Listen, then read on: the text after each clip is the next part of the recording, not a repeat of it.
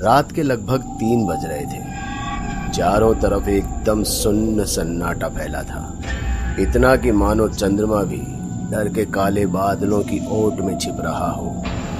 उसी बीच कांटेदार जंगल से घिरी सड़क पर एक आदमी किसी ज़ॉम्बी की तरह बदहवास हो चला जा रहा था। उसे ना तो इस रात के घनघोर अंधेरे से डर लग रहा था और ना ही जंगल से आने वाले भेड़ियों की आवाज से कोई फर्क पड़ रहा था। तभी उस सड़क पर पुलिस की गश्त करती हुई एक गाड़ी आई, जिसकी नजर उस आदमी पर गई और उन्होंने गाड़ी स्लो कर दी। हेलो हेलो कंट्रोल रूम, मैं पीसीआर 22 से सामंत बोल रहा हूँ। इधर खंडर के पीछे वाले रास्ते में एक आदमी खूनम खून होकर चला जा रहा है। मैं यहाँ बिल्कुल अकेला हूँ, इधर मुझे बैकअप चाहिए जल्दी, तब तक मैं हालात का जायजा लेता हूँ। सामंत ने आदमी से कुछ दूर पीछे ही अपनी गाड़ी रोक ली थी और फिर गाड़ी से उतर उसकी तरफ रिवॉल्वर तानते हुए आगे बढ़ा। ए रुक, हाथ उठा और पीछे घूम, बिना किसी होशियारी के, वरना यहीं ठोक दूंगा। सामंत के कहने पर वो आदमी रुक तो गया, पर ना तो उसने अपने हाथ उठाए और ना ही पीछे मुड़कर देखा। इसलिए सामंत अपने रिवॉल्वर को और मजबूती से तानते हुए उसके करीब जा पहुंचा। अबे साले, तुझे समझ में नहीं आता क्या? बोला ना हाथ उठा और पीछे घूम, अब घूमता है कि ठोक डालूं? सामंत की बात सुनते ही वो आदमी चीखते हुए पीछे घूमा। तभी हड़बड़ाहट में सामंत ने अपने रिवॉल्वर के ब्रेस से उस आदमी के सिर पर दे मारा, जिससे वो आदमी वहीं गिर पड़ा। उसकी पलकें ऐसे खुलने और बंद होने लगती है जैसे कि वो अपना होश खो रहा हो। उसका चेहरा बुरी तरह खून से सना हुआ था और उसके हाथ में एक चाकू था। सामंत सबसे पहले रुमाल की मदद से उस आदमी के हाथ से चाकू ले लेता है और फिर उसके दोनों हाथों को हथकड़ी में बांध देता है। वो आदमी बेहोश हो चुका था। तभी वहाँ पुलिस की एक और गाड़ी एम्बुलेंस के साथ आई और उसे उठाकर पास के हॉस्पिटल में ले गई। हॉस्पिटल काफ़ी पुराना और जर्जर हो चुका था। मुश्किल के कुछ ही गिने चुने लोग वहाँ पर भर्ती थे और उनके साथ उनके परिवार के कुछ लोग भी। पर जैसे ही उन्होंने हथकड़ी से बंधे उस आदमी को ले जाते हुए देखा तो अस्पताल में भगदड़ मच गई और लोग आपस में बातें बनाने लगे। अरे उसे देखो ना, कैसे बांध कर ला रहे हैं। लगता है कोई बहुत बड़ा मुजरिम होगा। मुझे तो कोई राक्षस लग रहा है, खून से सरोबार। रास्ते से हट जाइए आप लोग।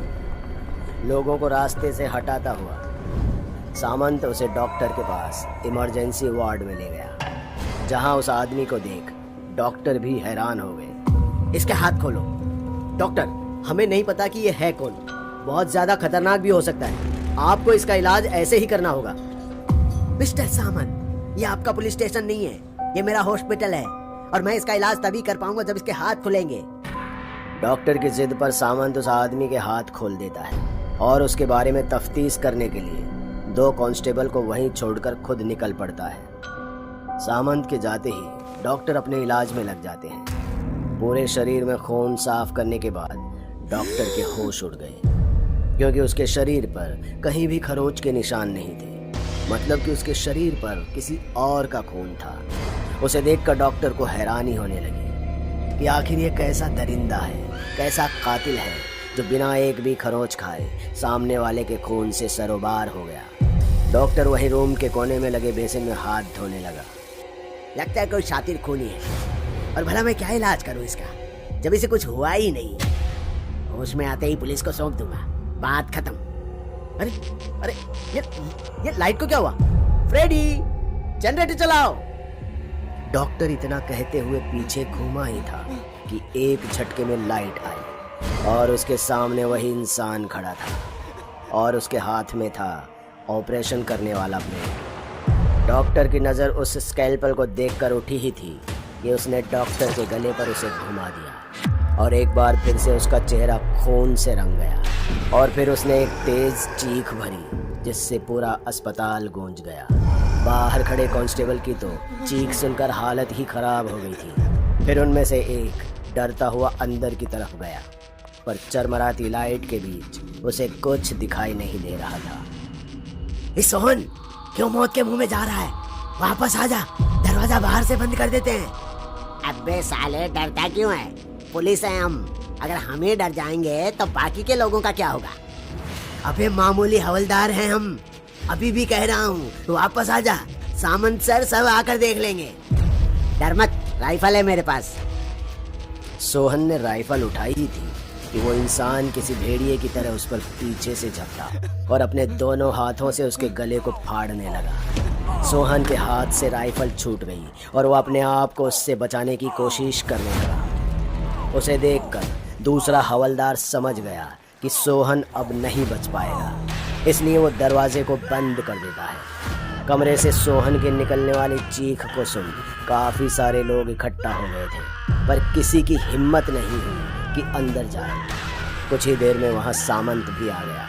उसने देखा कि कोई खिड़की से उस दरिंदे से बात कर रहा है।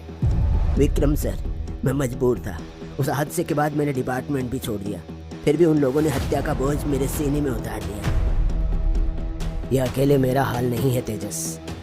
मेरे जैसे कितने लोग उस दिन बचे थे, अब वो सब कहीं ना कहीं तबाही मचा रहे होंगे। अगर तुम लोगों ने उन्हें जंगल से नहीं भगाया होता तो आज ये नहीं होता। ए, कौन है तू और क्या लगता है तेरा ये खूनी? और साले कौन सी गैंग है तेरी जो इतनी तबाही मचा रही है? पता नहीं तो सबको यहीं तोड़ता हूं मैं। ये बोलना, बोलता क्यों नहीं? साले 2 मर्डर करके हीरो बनता है और तू बता क्या बात चल रही थी? सामंत की बात सुनते ही विक्रम चांद की रोशनी से तुरंत भेड़िए में बदल गया और कमरे के अंदर तबाही मचाने लगा। जोर जोर से दरवाजा पीटने लगा। सामंत को विश्वास ही नहीं हो रहा था कि उसकी आंखों के सामने ये सब क्या हो रहा है। वो पीछे हटते हुए किसी को फोन करने लगा, पर तेजस अभी भी खिड़की से विक्रम को शांत करने की कोशिश कर रहा था। तभी सामंत ने तेजस को कॉलर से पकड़ते हुए दूसरी तरफ खींच लिया। ओए, क्या चल रहा है ये सब? जल्दी बता वरना जान से मार दूंगा। कमिश्नर से इंस्पेक्टर, सीबीआई रिजॉइन किए हुए ज्यादा दिन नहीं हुए मुझे। बस एक कॉल और तेरी वर्दी उतर जाएगी। और ये सब जो हो रहा है उसकी साजिश आज से कई साल पहले जंगल में हुई थी। तेजस सामंत को करीब 4 साल पहले की कहानी सुनाता है। उस जंगल की जहाँ शहर के रहन सहन से दूर एक कबीले वाले रहते थे, जहाँ की जमीन के ऊपर कई बिजनेसमैन की नजरें थी, क्योंकि उसके नीचे अरबों खरबों के मिनरल्स दबे हैं। इसलिए वो उस जगह को किसी भी कीमत पर खाली करवाना चाहते थे। पर उन्हें पता नहीं था कि वो कबीले वाले कोई आम कबीले वाले नहीं, बल्कि इच्छाधारी भेड़ियों का बसेरा था। विक्रम भी उन्हीं के काटने से भेड़िया बना, लेकिन वो उनका बुरा नहीं चाहता था, वो तो उन्हें बचाना चाहता था। फिर एक दिन किसी बड़े आदमी के कहने पर पूरे कबीले के ऊपर ओपन फायर करवा दिया गया। कई मरे और कई भाग गए। तब से उस जगह पर उन बिजनेसमैन का कब्जा है और उसी कबीले में उनके कुल देवता की प्रतिमा भी है, जिनके आशीर्वाद से ही ये भेड़िया से इंसान बने और केवल पूर्णिमा के दिन ही भेड़ियों में बदलते थे। पर बदले में उन्हें हर पूर्णमासी को कुल देवता की साधना करनी होती थी, जो अब नहीं हो पा रही है। इसलिए ये अब सिर्फ पूर्णमासी ही नहीं, बल्कि हर दिन भेड़ियों में बदल जाते हैं और तबाही मचाते हैं। समझे इंस्पेक्टर? और सब लोग यहाँ से भाग जाओ, क्योंकि अगर ये बाहर आ गया ना तो सबको खत्म कर देगा। तेजस की बात सुनते ही सब लोग डर के मारे भागने लगे, खुद तेजस भी। सामंत भी वहाँ से भागने को हुआ ही था कि तभी किसी भागते हुए इंसान से उसकी टक्कर हुई, जिससे वो वहीं गिर गया। उसने उठने की कोशिश भी की, लेकिन उठ नहीं पाया। उधर विक्रम भेड़िया बन पूरी ताकत से खिड़की के सरिये तोड़ने लगा और फिर देखते ही देखते सारे सरिये तोड़कर वो खिड़की से बाहर आ गया और अपनी छाती पीटते हुए चिंघाड़ने लगा और धीमे कदमों के साथ साथ आंखों में गुस्सा लिए वो सामंत की तरफ बढ़ चला। सामंत उठ तो नहीं पाया था, पर खुद को घसीटता हुआ पीछे खिसकाने जरूर लगा। एक ही पल में विक्रम उसके सामने आकर खड़ा हो गया। उसके सामने सामंत किसी बच्चे की तरह दिख रहा था, जिसके चेहरे पर मौत का खौफ था। विक्रम ने अपने हाथ को उठाया और सामंत को टांग से पकड़ते हुए उल्टा लटका दिया और दूसरे हाथ से वो उसे फाड़ने ही वाला था कि तभी विक्रम को तेज झटका लगता है और सामंत उसके हाथ से छूटकर नीचे गिर गया। और अगले ही पल 2 लोगों ने उसे खींचकर अलग कर दिया और अलग करते ही उसे बिजली के झटके देने लगे और तब तक देते रहे जब तक ज़मीन पर गिर वो वापस से इंसान नहीं बन गया। इंसान के रूप में आते ही विक्रम बेहोश हो गया और लोग उसे जंजीर से बांधकर डॉक्टर के पास ले गए, जहाँ बिस्तर पर वो कई दिनों तक बेहोश रहा। फिर एक रात जब उसकी आँख खुली तो उसे सब धुंधला धुंधला दिखाई दे रहा था और जब सब कुछ साफ हुआ तो उसके सामने एक नर्स थी। सर, पूरे 5 दिन के बाद आज आपने पूर्णमासी के दिन आँख खोली है। लगता है आपका जन्म ही भेड़िए को खत्म करने के लिए हुआ है। पाँव पर पट्टी देखकर डरो मत, जख्म गहरा है लेकिन जल्दी भर जाएगा। नर्स के इतना कहते ही लाइट कट हो गई। अरे ये क्या हुआ? आप यहीं रहो, मैं देखती हूँ।